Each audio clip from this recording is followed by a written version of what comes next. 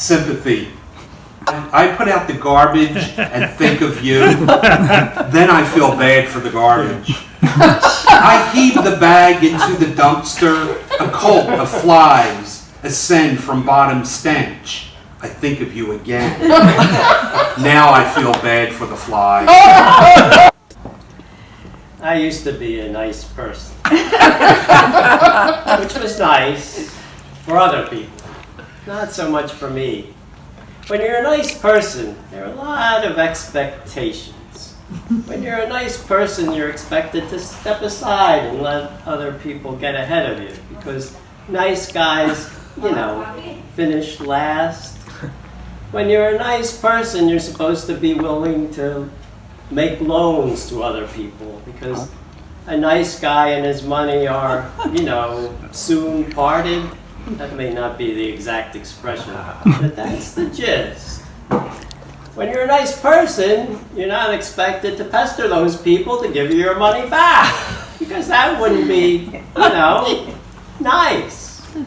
When you're a nice person, you're expected to like everybody. But let's face it, even a nice person can't like everybody, but you're expected to act as if you like everybody. Everybody, even the assholes. And the assholes are just expected to act like, assholes. And they do. And they clearly enjoy it. It's not fair. The nice people have to struggle to be kind and compassionate and generous to everyone, while the assholes are having all the fun. No wonder nice people get depressed. Oh, they do. Nice people get very depressed. I know. I went to a convention several years back of the NANP, the National Association of Nice Persons. Never met a sadder bunch. Boy, are they sad. It made me feel horrible. It made me feel so bad I never went back. And I'm glad I didn't, because last year's NANP convention, there was a big fight that broke out. You may not have heard about the big fight at the NANP convention, because the association tried to keep it, hush-hush. I mean, how would it look? But there was a big fight that broke out, and as a result, some of the members got expelled, and many others dropped out. A lot of people dropped out. I dropped out, and I'm one of many who dropped out of the NANP. You may have noticed there aren't nearly as many nice people around as there used to be. The membership of the NANP is at an all-time low.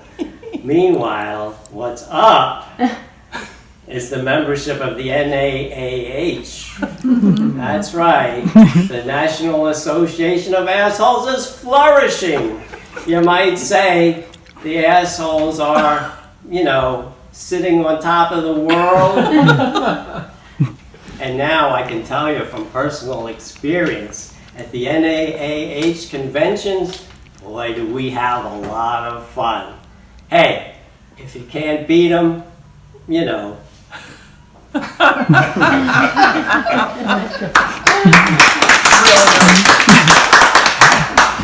Asshole. When you meet an asshole, don't get annoyed. Or when you discover that someone you thought was cool is really an asshole, don't be disappointed.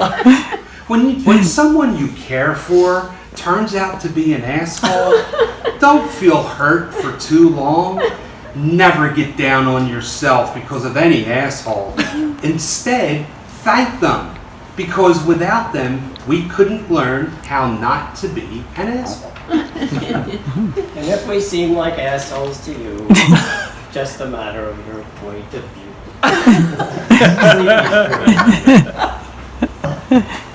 Sleepy's point of view.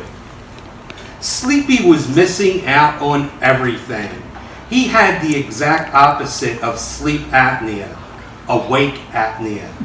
Sleepy consumed copious amounts of coffee and energy bars, but no matter what he did, he simply could not stay awake. He missed out on so much, he wasn't even sure what was true anymore. Happy told him all the drawers had a wild sex orgy with Snow White while he snored through the whole thing. Sleepy didn't know if Happy was pulling his leg or not. He asked Bashful if it was true, but all Bashful did was turn red and shrug, saying nothing. He asked Doc too, and he said Snow White told him to keep the smock on. Again, he pondered if this was true. Sleepy had little to no point of view concerning anything about Snow White or his mates. He could never tell Snow White's stories. No memoir was coming from his pen. But he figured to be a damn fine fiction writer.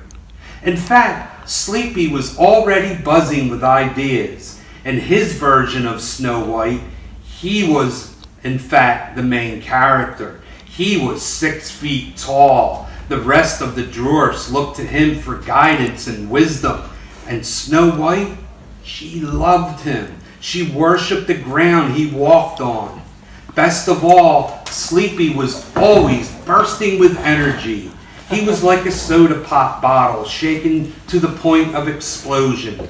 No one could keep up with him, least of all Snow White. Sleepy was a man who got things done, like writing this absolute bullshit. And Grumpy, he fumed every time he looked at the bestseller list. What makes me grumpy is Walt Whitman.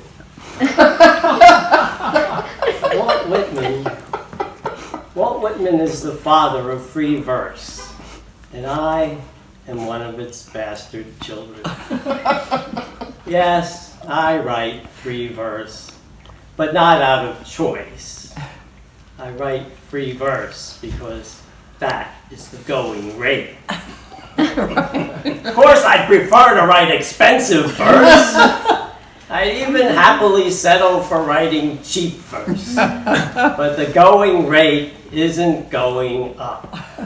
So free verse it is. Thanks a lot.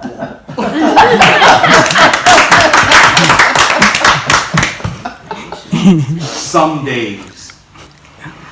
days the basket is full of Einstein thoughts, Popeye muscles, and Gandhi wisdom. Other days it is so empty it's scarcely there.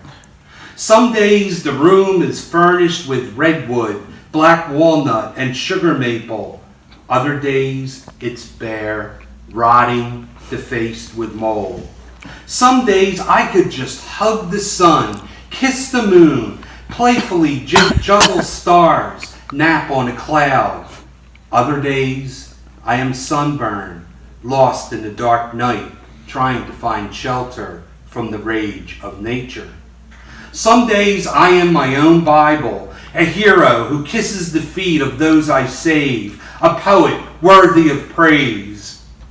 Other days I am mentally deranged, challenged, a coward who kisses the feet of those I let die, a poet with nothing to say.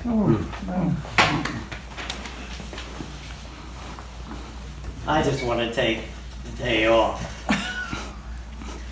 Not to do something, to do nothing.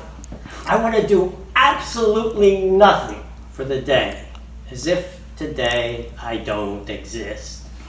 Perish the thought that the world might do without me for a day. But that's how it was before I was born. All those days I didn't exist, and yet the world was carrying on. Important work was being done. People were falling in love and out. Then something transpired between two people, my parents, and soon the world would not have to do without me again till I die, or perish the thought, take a day off. The Prim Reaper. Don't bother to wipe your feet. Leave your halo at the door. Give me your coat and lameness. I'll put them in the closet. You might as well dismiss the century.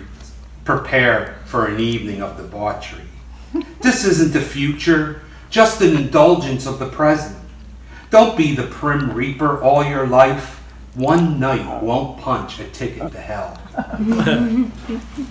And so what if it does? You know, heaven is overrated. Many laments have been sung of youth being misspent on the young, and yet to me a greater waste is that of heaven on the chaste. For my idea of paradise is a place where a sinner may practice his vices. But what sort of mortals would heaven attract? The kind who want curfews imposed? Who insist that virtue remain intact and that all of the bars be kept closed? Eternity would seem eternal indeed, where one's not permitted to revel. Such a heaven would turn me away with God's speed in search of a merciful devil. Somewhere where only angels dwell would be nowhere to me but hell. For my idea of paradise is a place where a sinner may practice his vices.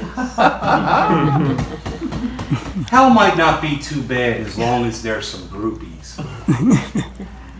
Professional athletes are used to having beautiful women.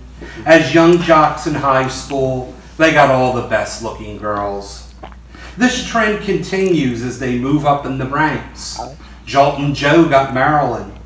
Many blues men were known as ladies' men. Sure, they sang about women leaving them, but it was usually because they had a new lover. It is even thought that blues legend Robert Johnson may have been killed by a jealous boyfriend or poisoned by a jilted lover. Hollywood actors get the bombshells, the blonde and busty, the tall and lean with bikini bodies, the exotic and the desirable. Rock stars are notorious for sexual escapades. Young women, wild women, 2 and 3 at a time. Poets get applause.